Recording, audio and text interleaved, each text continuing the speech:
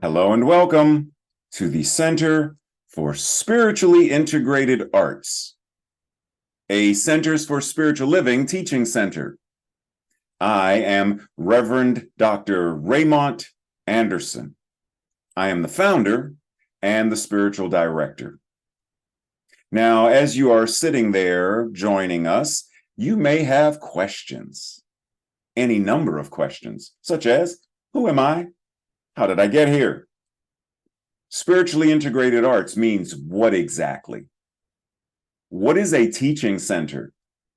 Well, what is Centers for Spiritual Living? What is that? What does that even mean? Or New Thought, or religious science, or science of mind and spirit?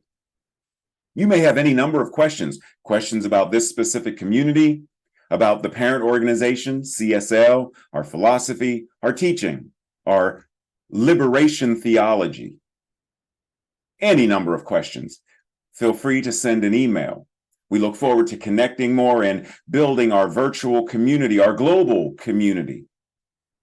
And if you haven't connected yet on social media, feel free to do so. This is your invitation now. Also, did you know that all of our Sunday messages are archived on our YouTube channel? You can watch it anytime. Now, questions about anything, such as becoming a member. What does that mean? What does membership entail? And if you live somewhere far and already belong to a spiritual community, can you be a member of more than one? The simple answer is yes, you can. Just like you can shop at more than one grocery store, you can attend or be a member of more than one gym. We are building beloved community. So you can do both. You can be a member of both. You can be involved with both. That's what being in spiritual community means. So we welcome you. We invite you. We are so appreciative that you have found this community and that you have joined us today. We bless you. We love you. We welcome you. Live long and prosper. Sit back, relax, and enjoy the rest of our Sunday message. Love you. Connect with you soon. Blessings.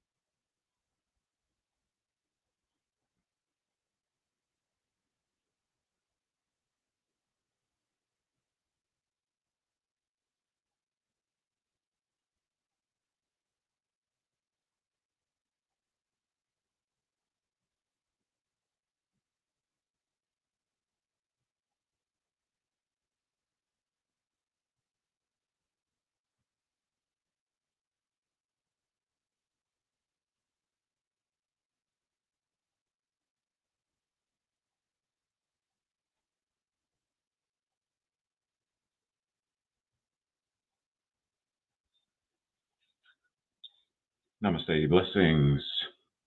And tomorrow's a holiday for a lot of folks, huh? If you are one who celebrates said holiday, which you know what it is, then I wish you happy holidays and Merry Christmas, Happy Kwanzaa, Happy Hanukkah, all of that. Because it's all applicable to what we will be talking about today. This idea of the incredible light of being. So, the incredible light of being. This month, the darkness, quote unquote, of the season in the northern hemisphere has so many celebrations as it relates to this thing called light. December 8th marks Bodhi Day, celebrating the enlightenment of the Buddha in much of the Buddhist world. The Wiccan tradition of Yule on December 21st honors the passing of the shortest day of the year, remembering the return of light. Christmas celebrates the birth of Jesus, which he really wasn't.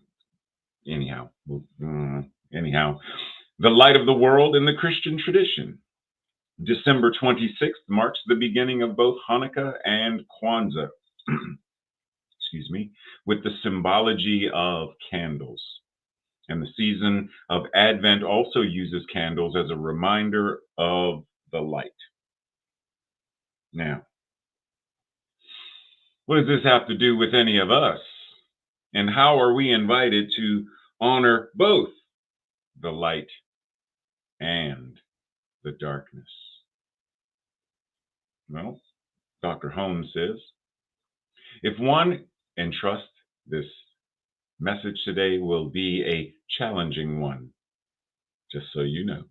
If one will have faith in themselves, faith in their fellow people, in the universe, and in God, that faith will light the place in which we find ourselves.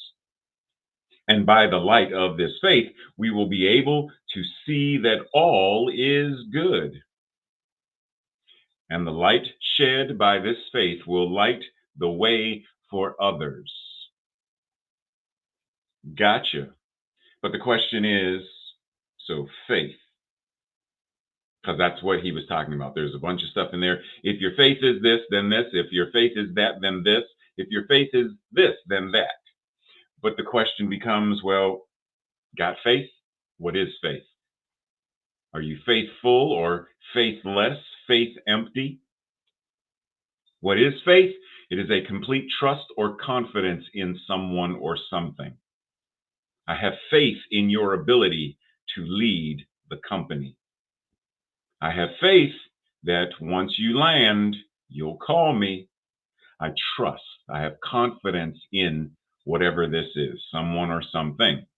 Synonyms: trust, belief, confidence, conviction, reliance, dependence, and expectation. Got that? So faith is a very interesting energy. So the question isn't, do you got faith? The question is, what do you got faith in? What is, or who do you got faith in? Because we have faith, period. It is there. But the question is, where are we placing it? Do you have an expectation of failure? Then that's where your faith is. You have faith in, because it's expectation, that's a synonym. You are expecting failure. You have faith in failure. Abandonment, fear, lack, scarcity, whatever it is. So the question is your faith life affirming, or is your faith non-life affirming? In the same way that, we talk about negative and positive. Negative is bad, positive is good. Well, we don't do that here, right? You know me well enough to know that I talk about, is it life affirming or non-life affirming? Not positive, negative. Is it life affirming? Does it support the divine magnificence, or does it deny one's divine magnificence? Does it deny human rights? Does it deny equity and justice? So where are you investing your faith? What do you have confidence in? What do you trust? Who do you trust? Now, this thing called mind, be mindful that we can reprogram our minds in order to reorient our faith. In other words, if we have non-life affirming faith in one area or another, we can reorient it so that we now have life affirming faith in whatever it is: relationships, finances, abundance, health and well-being. Whatever it is, we can reorient, we can reprogram our minds. And one of the ways we reprogram our minds, you'll find out momentarily, by way of this quote from Dr. Holmes. We become conscious of darkness. Darkness.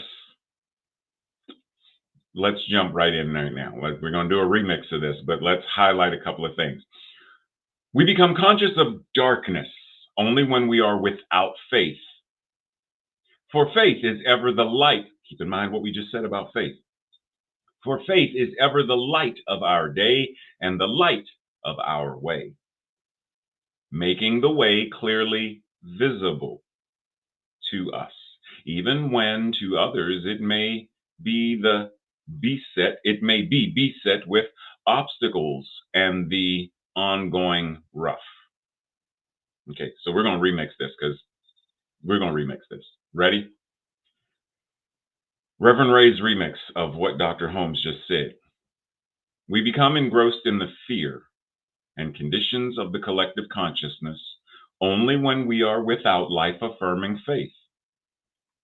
For life-affirming faith is ever the active awareness and practices of evolving consciousness and sacred activism of our day, making a way forward clear and achievable to us, even when to others it may be beset with. Yeah, I used his words. It was just a fancy poetic way. Even though for others it may have the obstacles and the roughness as associated with maintaining the status quo. So we're not going to do this whole thing about light and darkness as though they are in opposition of one another. Darkness is not the enemy. Lightness or light is not the savior. Keep that in mind as we proceed. So once again, the question is,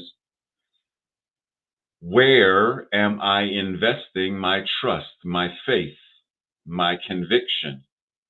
In that which is life affirming or that which is life denying? Breathe. Now, what do you see? If I were to ask you to describe this image, how would you describe it? One such way that you may describe it is spooky, creepy, eerie, dark, nighttime, etc. All of this would be accurate. And all of this is how we equate darkness. We equate the darkness with all that is bad, all that is wrong, all that is scary, all that should be avoided. And let us understand that that idea of darkness is a generalized and colonized way of approaching and thinking about the darkness. We're going to talk about why. So breathe. Darkness as defined, right? In general, because there are various ways, but the total or near total absence of light. Yeah, I mean, that's a factual, scientific way of thinking about it. But darkness is also the quality of being dark in shade or color. Keep in mind how people refer to people of color, dark-skinned. And the darker the berry, and red bone, light-skinned, and how colorism shows up because of this. The quality of being dark in complexion. Now, in Latin, the word for black, ater, and to darken, atere, were associated with cruelty, brutality, and evil. So I, as a black person, see how the consciousness begins to, because how does one differentiate? Well, when I'm talking about black people, this isn't what's in my consciousness, and yet it is. You may not realize that it is, but it is, because that is how insidious the consciousness of the collective as it relates to colonization, that's how insidious it is. The black cat, bad luck. the 8 ball, the black ball, black magic, most of these things, and including Black Friday, have a certain connotation as relates to. Now, once again, the root of the English words atrocious, atrocity, etc., relate to this idea of black, and black was also the Roman color of death and mourning, which is very closely associated with what? Why we wear black at funerals, etc. But let us continue. Darkness is also that which is gloomy or depressed. Don't be so dark. Think of those who their appearance is what we would call goth. They're dark. And often they are stereotypically deemed as the brooding, like Wednesday Addams, dark, gloomy, brooding, depressive. Darkness is also associated with evil. The devil is referred to oftentimes as, or Dracula or vampires, the prince of darkness and the agents of darkness. Darkness also is associated with the lack of enlightenment. Synonyms for darkness, black, and blackness. Now, we pause. Because once again, I want to drive home the idea that we have a domesticated idea, an indoctrinated idea of what the darkness is and what light is, what blackness is, what ignorance is, etc. Because ignorance, as it said, the lack of enlightenment, well, that's ignorance. That's you're in the dark. Every time I come to these meetings, I'm always left in the dark. There's a lack of. So how do we begin to clarify what it is we are actually talking about? To be more specific, language specificity. Dr. Holmes says we cannot see reality, capital R reality, until our eyes are open. Now, once again, this is metaphor. It's analogy and all this other poetic way of looking at stuff, because our eyes have nothing to do with our understanding. Because if that was the case, then those who are blind, they would be lost. There's no way they could ever have understanding or enlightenment because they cannot open their eyes, quote unquote. That leads us to the idea of ableism, if that's the case. So this is a poetic way of referencing the eyes being the window to the soul. And when one's eyes are open, one can, Anyway, we cannot see reality until our eyes are open, until the light of eternal truth has struck deeply into our souls. Okay, I got you. Let's go to Reverend Dr. Howard Thurman for a moment, and then we're going to sort of summarize. He says, to continue one's journey in the darkness. Now, keep in mind, Howard Thurman is a black man, but he's also a Christian, and he's using the language and the symbology that he was also subjected to and indoctrinated into.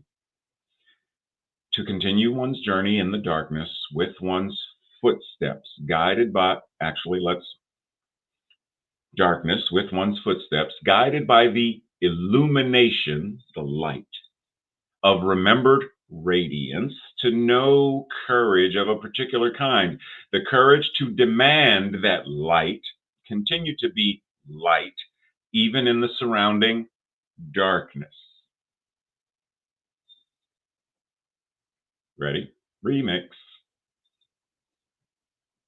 To continue one's journey in the mystery of the unknown, with one's life guided by the awareness and the recognition of one's spiritual truth, which is to know courage of a particular or specific kind, the courage to demand that truth continue to be the guiding principles and practices, even in the surrounding experiences that express the opposite of this truth.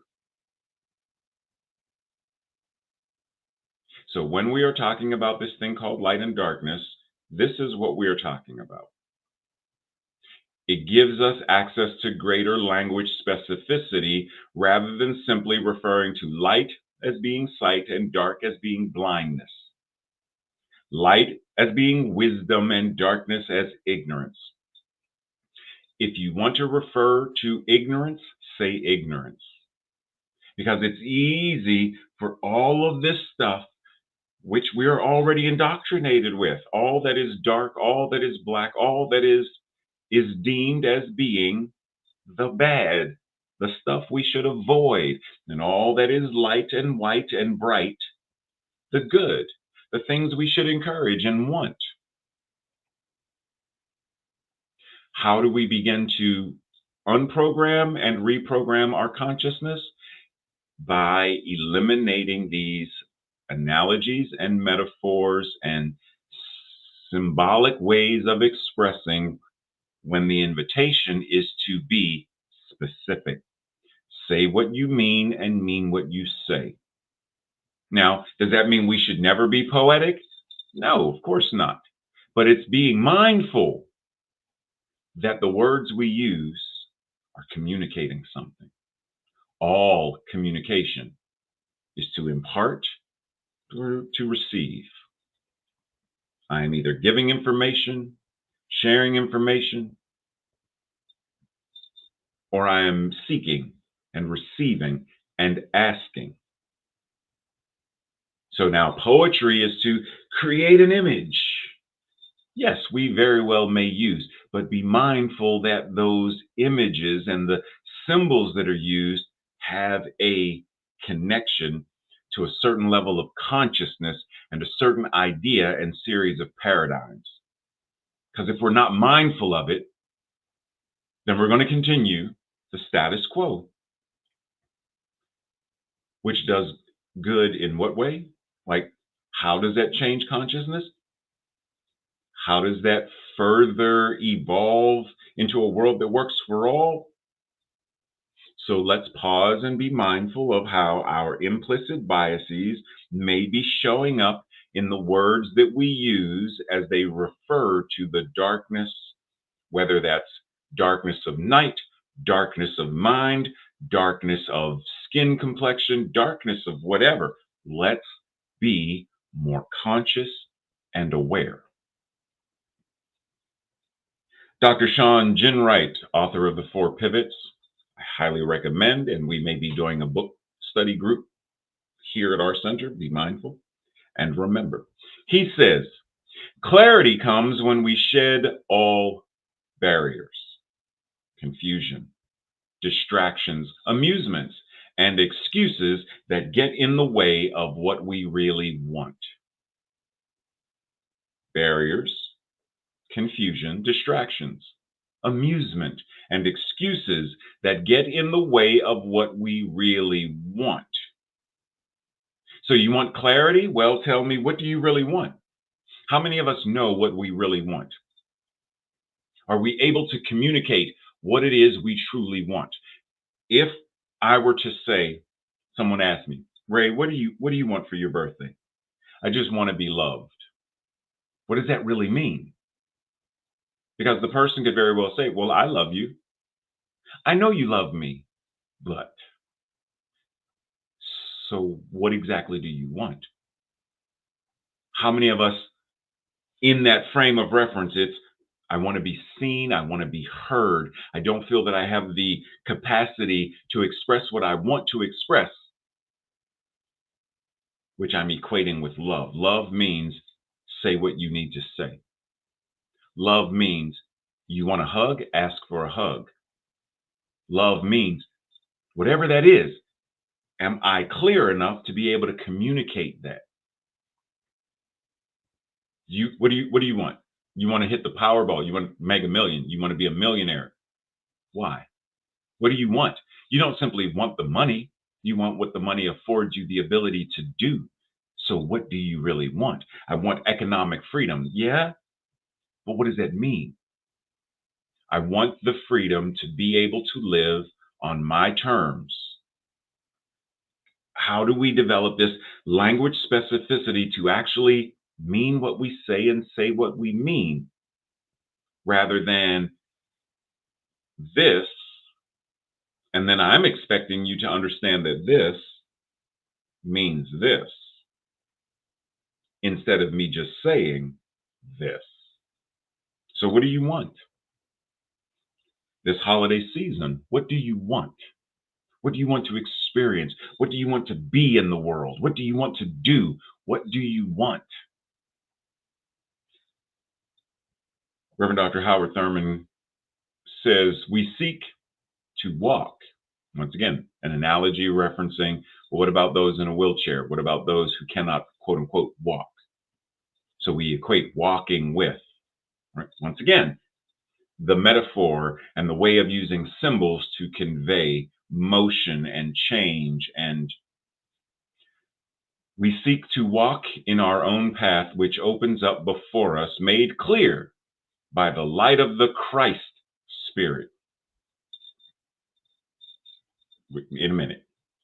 And the radiance which it, the Christ Spirit, which it casts upon us.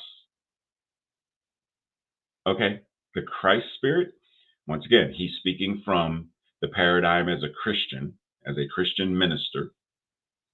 So our invitation within New Thought, and specifically within religious science, science of mind and spirit, is what are the other options? What are some other options so that we are not in a Christian supremacist paradigm where it's always about Yeshua or the Christ consciousness?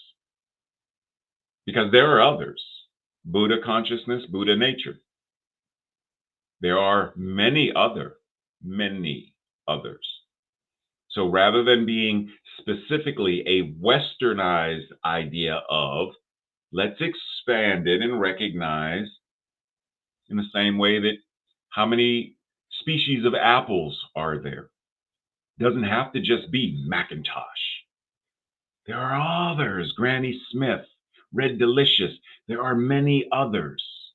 So let's expand this into the awareness of and the consciousness of the divine spirit as it expresses through whomever, whatever, however we want to express that. The Great Spirit, Mother Earth, Grandfather Sky, however we want to express it. But know that there are others. This guy, what's his name? Reverend Ray, I'm not sure who he is, but he says, as a metaphysical liberation theology, science of mind and spirit offers us the means to decolonize New Thought and the collective consciousness of non-life affirming biases. So let's explore the ways that we can be open at the top and the bottom by balancing yin, yang, darkness and light, feminine and masculine. Let us reorient and reinvigorate the teaching, making it applicable and relevant to the world. Breathe. This week's affirmation or declaration, I will say it first, and then if it resonates with you, say it with me on the second go round. I am the light embodied. I am radiantly radiating. This great light of mine, I now let it shine. This divine light of mine, it now shines as me. Together. I am the light embodied. I am radiantly radiating. So it is. This week's journal questions, or for the Thursday night study group. Where do I let my light shine, and where do I tend to turn my light down? What do I need to release so that I may radiantly radiate this light more fully? Number two, do I really believe, based upon my life's results, that I am the light of God? I am the light that is God. The light that is God is incarnating as me. Do I really believe that based upon my life results, based upon what we see, if we look at my life, do I really believe this? And what is this light in real life world? In what is this light in practical, real world terms? So when I say, where do I let my shine or show up? Where do I let my what is that? What is light? Is that creativity? Where do I let my creativity shine? Where do I let my love shine? Where do I let my joy shine? What is light? In a practical, real world term, what is your light? Number three, how do I use faith? What do I really have faith in? Again, based upon my life's experiences and my life's results, what do I have faith in? And is my faith life affirming or life denying? Number four, what is the way that I can share my light with others during this season and beyond? And then lastly, am I willing to honor the darkness and learn from it without letting it extinguish my light? What does that even mean? Am I willing to honor the darkness, sadness, grief? What is your darkness?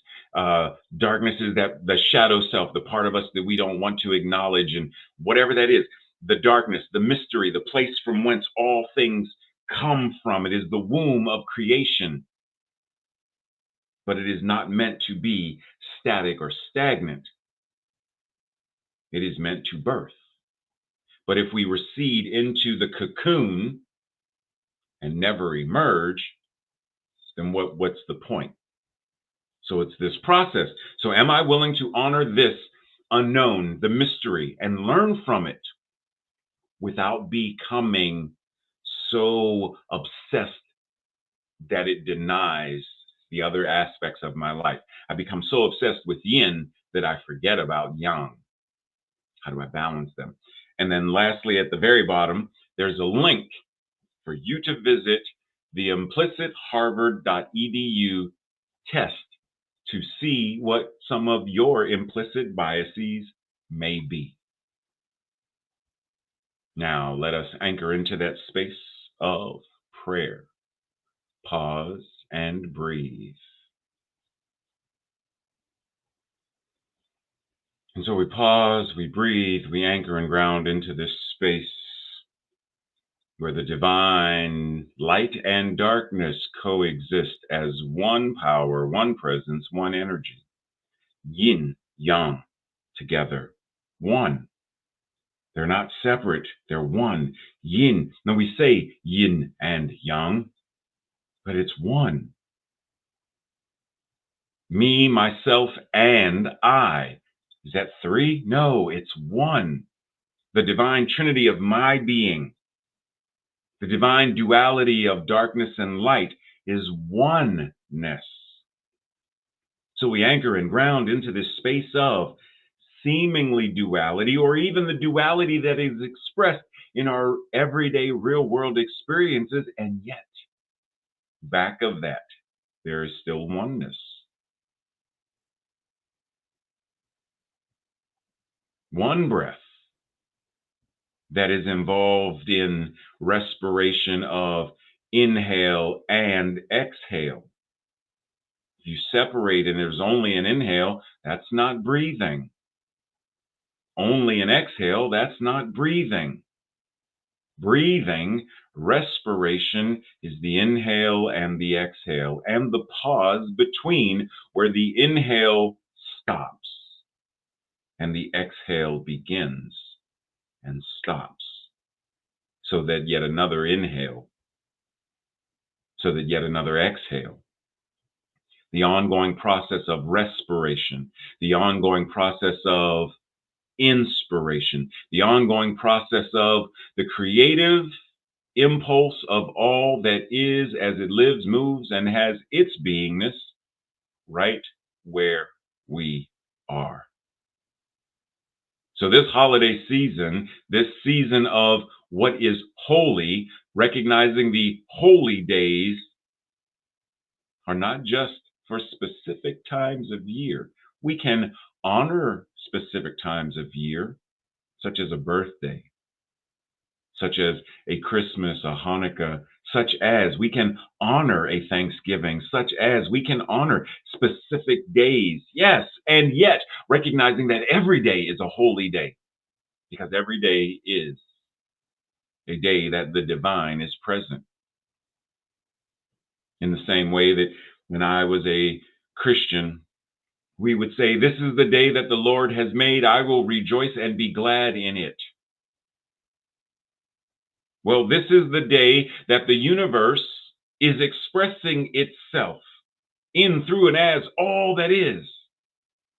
And so I celebrate my part in this, and I rejoice, and I choose to be glad and grateful in this process of the universe ever being in motion as itself, in, through, and as me as well. Yes, this is the day that that which is the Lord of my consciousness creates and co-creates and participates in the process of life. And I rejoice and am glad in my ability to participate in, to change structures, to bring greater equity and justice to the world, to love others, to listen. I rejoice and am glad in it. So we breathe because that is our invitation to rejoice and be glad in the holy day that is every day, in the light and the darkness that is every day, that is the part of our being that births new, evolving consciousness, moment by moment, breath by breath, thought by thought. So we celebrate this entire creative process. We release and we relinquish the consciousness that is no longer serving us, the consciousness of colonization, the consciousness of whatever is non-life affirming. We surrender, we release it, we let it be eradicated and removed. We are no longer in the 18th century, we are in the 21st century. So we live from the space of now, no longer carrying the skeletons of what once was. We live in the now, no longer carrying the biases, implicit or explicit, of yesteryear. We live in the now. We celebrate the now. We evolve in the now. And so we breathe because the law says yes to all of this and more. And knowing that it says yes, that means it is. It is so. It is done. It is now, and it is us. And so it is. Breathe. Namaste, blessings, much love and appreciation. Have an amazing whatever it is that you celebrate, and we'll see you very soon.